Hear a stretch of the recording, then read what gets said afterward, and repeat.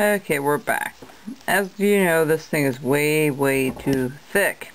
So we're going to start trimming some of this off first on the sides here. Just straight down. And just like so. That's pretty simple. Alright, and we're going to do the same thing over here.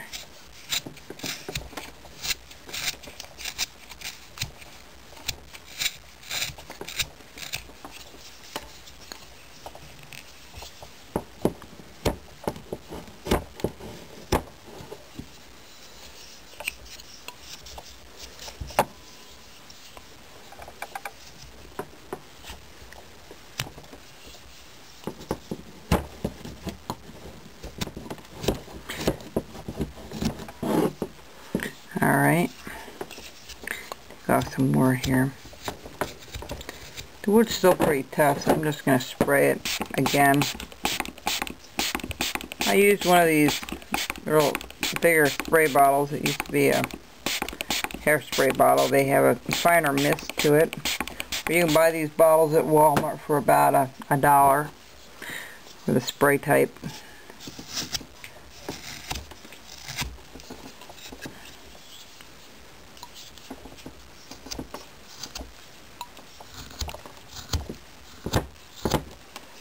Alright, it's a little better. See how he's thinning up a little bit. Doesn't take much to take this stuff off. You know, it takes a little bit, just a little bit of time, but you know, he's a little bit of an awkward shape, and because that wood is running in different directions, you keep seeing me flipping it around one way or the other. Let me get another knife here. Let's see. Okay. Now, I'm going to let that go for a little bit. We took a little bit off of each side, but it's still not going to be enough yet here.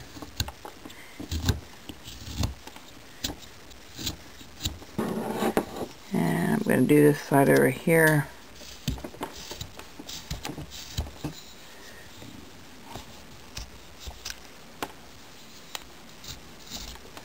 Alright. I'm going to start trimming some of this off, going underneath. Now, his arms come out underneath here, so what we want to do is we still want to go have it heading that way, but you don't want to take that whole bump off there, because that is part of the arm. We're just going to trim this up a little bit, just like so. Perfect.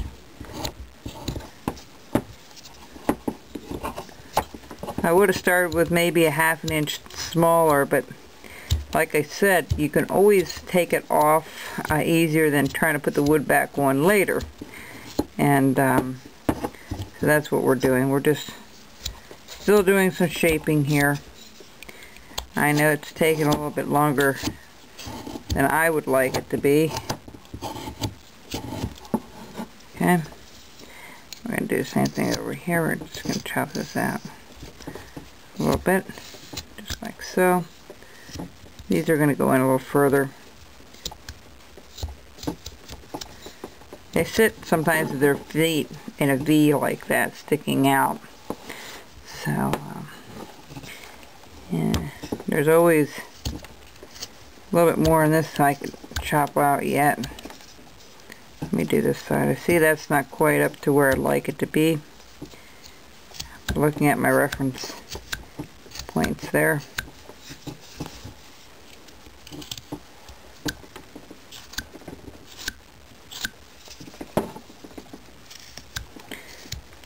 You know, when you do these things, folks, you know, take your time.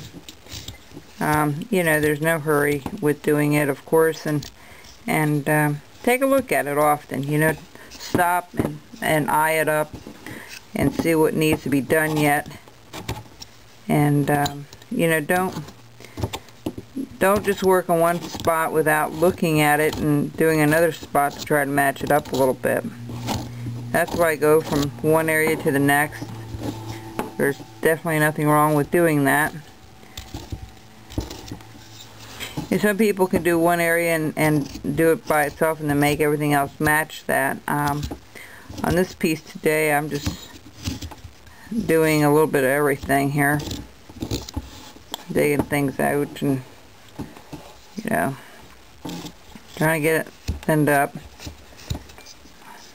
Alright, right here we're going to start digging underneath this neck here and try to get this a little smaller. Remember, this is the top of his shoulder here, so if we dig this out a little bit deeper, we may have to recut that in a little further too. But, you know, use that slicing motion like I did before, folks.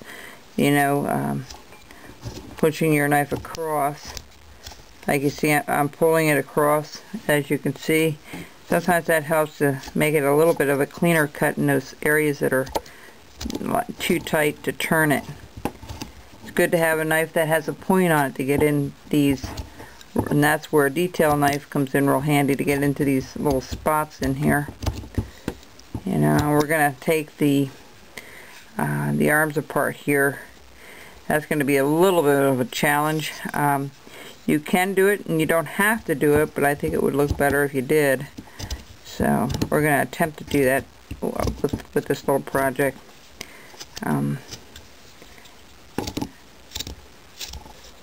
Be a little bit before we're done with him. He's definitely just taking a little more.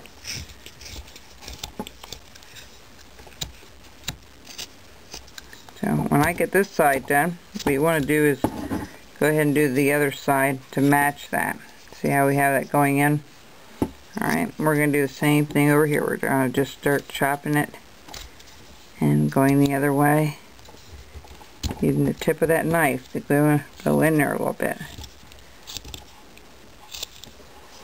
Remember, if you're wearing a carver's glove, it doesn't prevent you from getting stabbed. It may help, but it doesn't prevent those types of cuts. It's more the slicing cuts that it protects you from. Or maybe if you get jabbed, I think they'll help not getting as bad of a jab with it. But I know with my Kevlar vest that I wear at work, it doesn't protect me from knife stabs. It's funny how that stuff works. But the point will go through the fibers.